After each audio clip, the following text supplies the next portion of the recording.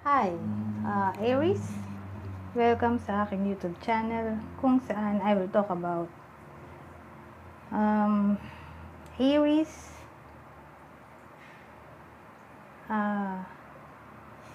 what might possible happen to you 30 days from now.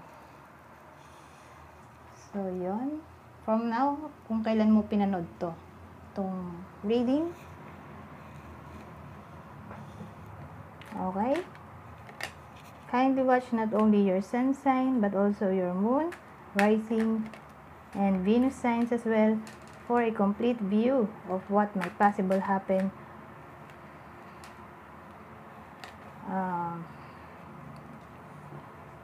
30 days from now. The link is in the description down below. So let's get started. Shall we? Mamas kamay ko. Okay, first card natin ay 7 of Wands upright. Then second card is 2 of Pentacles upright. Third card, the Lovers upright. Fourth card ay, teka lang, paganto siya. The Hermit upright. And the last card is Judgment reversed.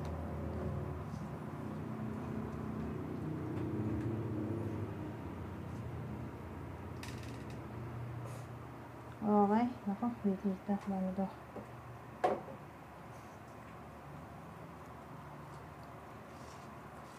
So, 30 days from now, ano ang possible na pwedeng mangyari sa iyo? Ang nakikita ko dito ay merong possible na decision ka raw na gagawin.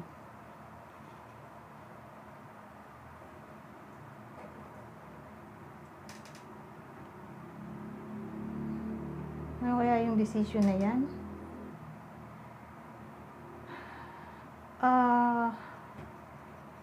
Feeling ko yung iba related to sa work position, defending your status, defending your position, ganun, parang promotion, demotion. Sa yung slot, parang ganun ang nakikita ko dito. Para sa iba naman, parang defending in a sense na feeling ng marami sa inyo ay binubuli.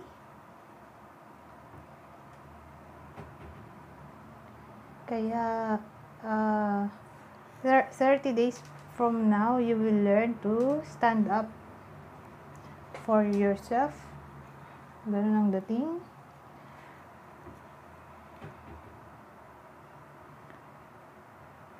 Yung iba naman, transformation.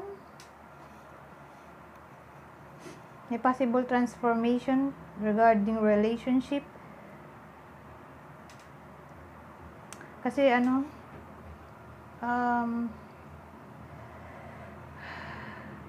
either there will be a third party or magde-decide na maging in a relationship, parang ganon, haliman sa dalawa.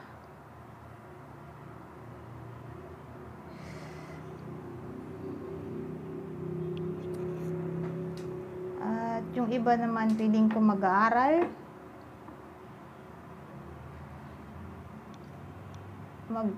ewan ko, magiging studious, parang ganon.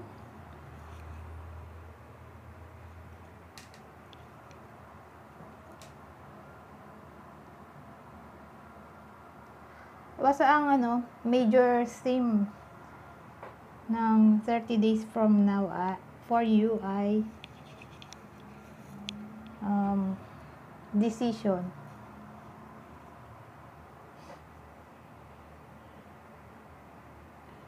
biglang sumagi sa isip ko yung ano, sabi, personal interest. Ano yun? Parang di-defend ba yung personal interest mo? Ganon yung na-vibe ko dito.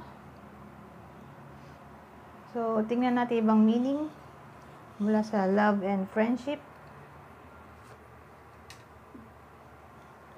Baka meron ba tayong ibang information na makuha dito?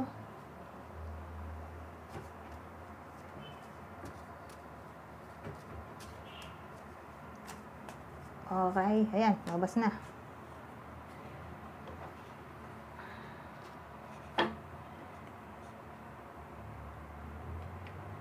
Sabi,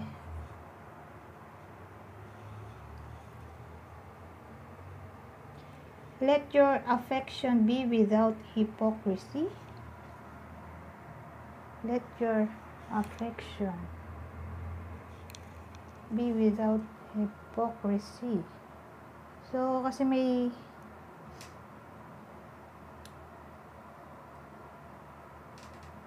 meron tayong card ng about hypocrisy, affection. So, parang ang ibig sabihin, i-show, huwag magpaka-hipokrito, syempre, Tagalog ng hypocrisy. Siguro, be true to yourself. Kung mahal mo yung tao or hindi. Siguro kung ano, in relation dito sa reading, kung meron kang third party, at yung isa ay ginagamit mo lang for money, or for pleasure, ganon, physical pleasure, ganyan. Kasi ano, may gamitan na nagaganap dito. Siguro ano, mas maganda kung magdesisyon ka kung sino talaga yung love mo dun sa dalawang tao. Kasi parang ano, lumalabas may fake love, ganun. Kasi nga ginagamit lang siya. Or ano, ginagamit lang yung isa kasi malayo yung isa. Ganun, may gamitan na nagaganap. Either aware yung isa na ginagamit siya or hindi, masama pa din yun. In relation dito sa reading.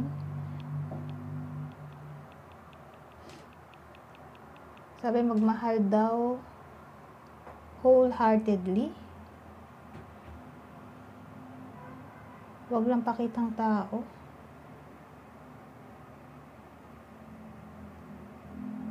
Yun. Siguro, iba pang meaning nito ay ano, kapag ayaw mo yung ano, isang tao, huwag magpaka-plastic, ganun. Huwag maging fake. Ewan ko, lagi yun ang pumapasok sa isip ko. Basta wag daw plastic. Yun yung ibang theme ng reading 30 days from now for you, Aries. Siguro yun lang talaga. The rest naman na hindi ko masabing okay, pero kung i-compare sa ibang reading, mas okay to. Parang ano, ang nababibe ko dito ay meron kang malalearn 30 days from now. May kailangan kang matutunan for you to grow, or you are destined to face these challenges for you to grow, especially dun sa mga ano, depressed,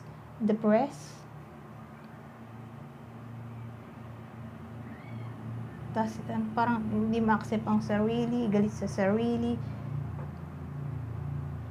or hindi siya makalantad ng feelings. Siguro totoong feelings. Kaya siguro let your affection be without hypocrisy. Hindi siya makalantad ng feelings niya. Halimbawa, bading or tibo, gano'n. Parang feeling niya hindi siya matanggap. Para sa iba to, hindi siya matanggap ng lipunan, kaya parang consistently nakikipag-battle siya in his or her world, inner world or outside. Saan na gets niya? Sa mga tao, ganun. Kasi sabi ko nga kanina, may decision ka daw na kailangan gawin. Parang major decision na need gawin. Parang kailangan mong isik yung guidance, your higher self, ganon, para i-lead ka sa tamang landas. And for you to do that, kailangan mo magsarili or maging alone to find your inner peace or to find your answer to your questions. Ganun dating. 11 minutes na, 10 minutes lang. Naku, mahirapan na naman ako mag-upload. So I think that's it for now for Aries. Thanks for watching. Goodbye for now.